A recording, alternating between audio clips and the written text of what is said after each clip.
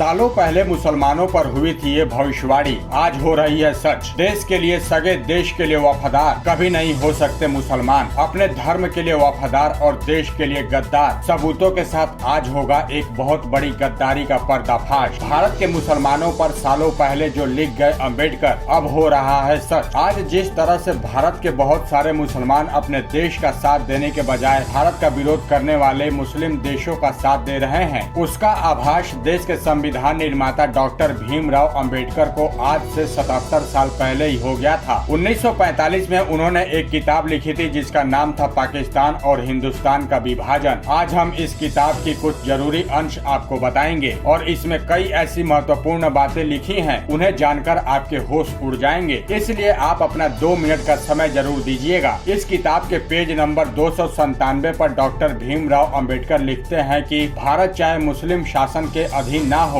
लेकिन भारत के मुसलमान भारत को दारुल हर्ब मानते हैं, ना कि दारुल इस्लाम। दारुल इस्लाम का मतलब होता है इस्लाम का घर और दारुल हर्ब का मतलब होता है युद्ध का घर। यानी अंबेडकर कहते थे कि भारत के मुसलमान भारत को युद्ध का घर मानते हैं। इस्लामिक सिद्धांतों के अनुसार उनके लिए जिहाद की घोषणा करना पूरी तरह न्याय संगत है। इसी किताब में वो ये भी लिखते हैं कि भारत के मुसलमान सिर्फ जिहाद की घोषणा ही नहीं कर सकते, बल्कि उसकी सफलता के लिए विदेशी इस्लामिक ताकतों की मदद भी ले सकते हैं। और अगर विदेशी ताकतें जिहाद की घोषणा करना चाहते हैं तो इसमें उनकी सहायता भी कर सकते हैं। क्या देश के लिए ईमानदार नहीं है मुसलमान? भारत के मुसलमानों के लिए ये विचार डॉक्टर अंबेडकर के थे। इस किताब में उन्होंने ये भी बताया था कि भारत के मुसलमान कभी भी अपने देश के लिए ईमानदार साबित नहीं होंगे। इस किताब के पेज नंबर 337 पर वो लिखते हैं कि इस्लाम एक बंद खिड़की की तरह है जो मुसलमानों और गैर मुसलमानों के बीच भेदभाव करता है। इस्लाम धर्म में जिस भाईचारे की बात कही गई है वो भाईचारा मानवता का भाईचारा नहीं, बल्कि उसका मतलब सिर्फ मुसलमानों का मुसलमानों से भाईचारा है। अंबेडकर ये भी लिखते हैं कि मुसलमानों के भाईचारे का फायदा सिर्फ उनके अपने लोगों को ही मिलता है और जो गैर मुस्लिम है यानी जो हिंदू हैं, उनके लिए इस्लाम में सिर्फ नफरत और शत्रुता ही बची है। अपने धर्म के लिए वफादार होते हैं मुसलमान। इसके अलावा इसी पेज पर यह भी लिखा है कि मुसलमानों की वफादारी उस देश के लिए नहीं होती जहां वो रहते हैं, बल्कि उनकी वफादारी अपने धर्म के लिए होती है जिसका वो पालन करते हैं। और मौजूदा स्थिति में अंबेडकर की ये बातें बिल्कुल फिट बैठती हैं, क्योंकि आज भी कई इस्लामिक देश भारत को घेरने की कोशिश कर रहे हैं। तब हमारे देश की ज्यादातर मुस्लिम आबादी इन्हीं देशों का साथ दे रही है और भारत की ये हालत देखकर अंदर ही अंदर बहुत खुश हो रही हैं। तो दोस्तों, बाबा अंबेडकर के ये विचार आपको सही लगते हैं या गलत? आप अपना जवाब हमें कमेंट में हाँ या ना लिखकर जरूर बताएं। साथ ही इस वीडियो को शेयर जरूर करें।